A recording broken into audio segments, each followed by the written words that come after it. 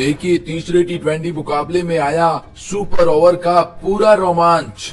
कैसे 90% हारे मुकाबले को भारत ने पहुंचाया सुपर ओवर तक, फिर हुआ रोमांचक मुकाबला। तो जी हां, भारत बनाम श्रीलंका 3 मैचों की टी20 सीरीज का तीसरा टी20 मुकाबला, जिसने रोमांचकता की सारी हदें पार कर दी, जिसने टी20 वर्ल्ड कप 2024 के फाइनल की याद दिला दी। एक ऐसा मुकाबला जहां भारत को 30 बॉल पर 30 रन डिफेंड करने थे। मतलब जो फाइनल में हुआ वो एक बार फिर श्रीलंका के सामने भारतीय क्रिकेट टीम की युवा टीम ने करके दिखाया है।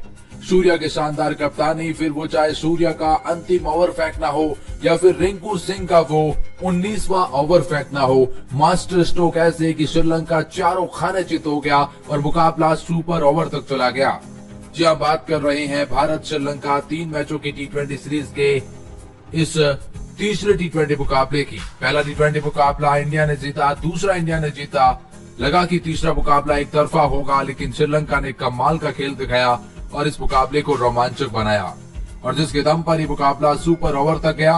वेल, हम आपको बताने वाले सुपर ओवर में क्या हुआ, लेकिन उससे पहले उस मुकाबले में क्या हुआ एक एक करके जानते हैं सब कुछ इस खास रिपोर्ट में। लेकिन आगे बढ़ने से पहले अगर आप भी है टीम इंडिया के फैन तो वीडियो को कर दीजिए लाइक, चैनल को कर दीजिए सब्सक्राइब। और इस मुकाबले का सबसे बड़ा टर्निंग पॉइंट आप क्या मानते हैं, आपको क्या लगता है, कमेंट सेक्शन में जरूर बताइएगा। वेल, इस मुकाबले का पहले हाईलाइट जानते हैं और फिर आपको बताएंगे सुपर ओवर का पूरा रोमांच। सबसे पहले बता दें कि श्रीलंका ने टॉस जीता और पहले भारत को बल्लेबाजी करने का न्योता दिया। इंडियन क्रिकेट टीम में यशस्वी जायसवाल और शुभमन गिल ओपनिंग जोड़ी में आए। हालांकि आज यशस्वी जायसवाल के रूप में भारत को 11 रन पर पहला बड़ा झटका लगता है। मतलब 11 रन पर ही भारत पहला विकेट गंवा देती है।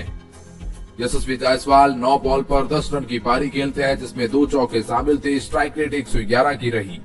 शुभमन गिल ने हालांकि सामने छोर संभाल के रखा, लेकिन उसके बाद 12 रन पर ही भारत को दूसरा बड़ा विकेट संजू सैमसन के रूप में लग जाता है, जिन्होंने 4 बॉल खेली और खाता तक नहीं खोल पाए। उसके बाद रिंकू सिंह के रूप में भारत को 14 रन पर तीसरा झटका लग जाता है। रिंकू सिंह ने 2 बॉल पर 1 रन, यानी कि ये 3 बड़े विकेट जायसवाल, सैमसन और रिंकू के रूप में भारत को बहुत जल्दी लग जाते हैं, और जिसकी वजह से इंडियन क्रिकेट टीम शुरुआत में ही बहुत बड़ी मुश्किल में फंस जाती है। वैसे देखा जाए तो भारत सूर्य कुमार यादव भी कुछ खास कमाल नहीं कर सके। 9 बॉल पर केवल 8 रन की पारी खेली। 30 रन पर भारत 6 ओवर के अंदर 4 विकेट गंवा देती है। सूर्या भी चलते बने। हालांकि शुभमन गिल दूसरा छोल संभाल कर रखे थे और उसके बाद शिवम दुबे आए। शुभमन गिल ने अच्छी पारी खेली, लेकिन भारतीय क्रिकेट टीम में जैसे मैंने कहा कोई खास काम नहीं कर सका, शिवम दुबे भी नहीं। और भारत ने 9वां ओवर समाप्त होते होते शिवम दुबे के रूप में अपना 5वां विकेट गंवा दिया, जहां शिवम दुबे ने भी 14 बॉल पर केवल 13 रन की पारी खेली, जहां एक भी बाउंड्री नहीं लगा पाए। उसके बाद हालांकि रियान पराग ने काफी अच्छा काम किया। रियान पराग और शुभमन गिल के बीच एक अच्छी पार्टनरशिप देखने को मिली, एक सूझबूझ देखने को मिली, जहां शुभमन गिल सिंगल डबल से पारी को आगे बढ़ा रहे थे, क्योंकि वो जान चुके थे ये पिच काफी मुश्किल है। तो रियान पराग ने भी कुछ वैसा ही काम किया, काफी शानदार दिखाई थी। रियान पराग ने 2 बड़े छक्के भी लगाए, एक चौका लगाया, एक विस्फोटक पारी खेली, लेकिन भारत 102 रन पर 16वें ओवर में शुभमन गिल का विकेट गंवा देता है और वो आउट होता है 37 बॉल पर 39 रन की पारी खेलकर कैच आउट। जैसे ही शुभमन गिल आउट होते हैं, उसके अगले ही ओवर में 105 रन पर रियान पराग आउट हो जाते हैं। तो फिर रियान पराग के आउट हो जाने के बाद अब सारी जिम्मेदारी वॉशिंगटन सुंदर पर आ गई और रवि बिश्नोई साथ में आ गए। लेकिन इन दोनों ने काफी अच्छी बल्लेबाजी करी। इनफैक्ट रवि बिश्नोई तो सामने छोर संभाल चुके थे। वॉशिंगटन सुंदर ने 18 बॉल पर आखिर के ओवरों में 25 रन की पारी खेलकर भारतीय क्रिकेट टीम को जैसे तैसे 137 रन तक पहुंचाया। तो लगा कि भारतीय क्रिकेट टीम शायद इस मुकाबले में फाइट करेगी अगर शुरुआत में कुछ विकेट मिल गए। अब यहाँ अगर आप श्रीलंका की शुरुआत देखोगे तो पाओगे कि श्रीलंका ने जो पहला विकेट है वो 58 रन पर गंवाया, पतुम निसंका के रूप में, जिन्होंने 27 बॉल पर 26 रन की पारी खेली। कुशन मैंडिस साथ थे।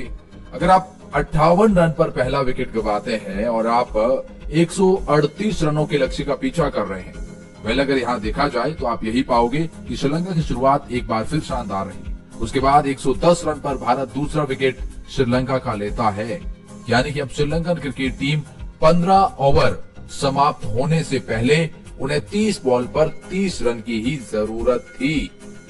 जी हाँ, मतलब 30 बॉल पर 30 रन की जरूरत थी। 9 विकेट हाथ में थे। ये कितने विकेट गंवाते हैं? 7 विकेट गंवाते हैं। इनफैक्ट मैं आपको बताऊंगा और यहां से वो फाइनल वाली सिचुएशन बन रही थी। लेकिन 110 रन पर दूसरा विकेट कुशल मेंडिस का मिला। वो कुशल मेंडिस जो 41 बॉल पर 43 रन की पारी खेल रहे थे। वानिंदो श्रीलंका को ऊपर जरूर मिला गया, लेकिन 117 रन पर तीसरा विकेट, 117 रन पर चौथा विकेट चली था श्रीलंका के रूप में। 129 रन पर पांचवा विकेट, ये कुशल परेरा का जो बड़ा विकेट लिया था, वो विकेट जो रिंकू सिंह ने 19वें ओवर में लिया, वो बहुत बड़ा टर्निंग पॉइंट था। यहां देखिए, बात यहां ये है कि आखिरी 12 बॉल पर ऐसे ही 10-12 रन बचाने थे, तो एक बहुत बड़ा जो डिसाइडर ओवर रिंकू सिंह को 19वां ओवर दिया गया। रिंकू सिंह ने उस ओवर में केवल 3 रन खर्च किए और 2 विकेट भी चटकाए। अब आखिरी 6 बॉल पर 6 रन बचाने थे। ओवर दिया गया सूर्य कुमार यादव को। सूर्य कुमार यादव ने विकेट भी लिया और इनफैक्ट उस 6 में से केवल 5 रन ही दिए। हाँ, मतलब आखिरी बॉल पर 3 रन की जरूरत थी, डबल ले लिए गए। सूर्या ने अंतिम ओवर डाला। क्यों डाला? उसका रीजन था ऑफ स्पिन ब्रेक गेंदबाजी। हाँ, मतलब वो ऑफ स्पिन गेंदबाजी करते हैं और लेफ्ट हैंडेड बल्लेबाज थे, पिच मुश्किल था तो वो फंस रहे थे उस लिहाज से। तो ये जो है फिर कहीं ना कहीं मुकाबला सुपर ओवर तक चला जाता है। सुपर ओवर में श्रीलंका को पहले बल्लेबाजी करने का मौका मिलता है। श्रीलंका कुछ खास नहीं कर सका। इनफैक्ट केवल 2 रन बनाते हैं और दोनों खिलाड़ी कैच आउट हो जाते हैं। और उसके बाद भारतीय क्रिकेट टीम को बनाने थे केवल 3 रन और भारत ने बड़े आसानी से बनाए। सूर्य कुमार यादव और शुभमन गिल आए और उस 3 रन को बनाकर इस सीरीज को 3-0 से क्लीन स्वीप कर दिया। यकीन मानिए, 30 बॉल पर 30 रन चाहिए श्रीलंका को, 9 विकेट हाथ में उस मुकाबले को भारत जीता है। तो फिर ये भारतीय क्रिकेट टीम की ताकत दिखाती है।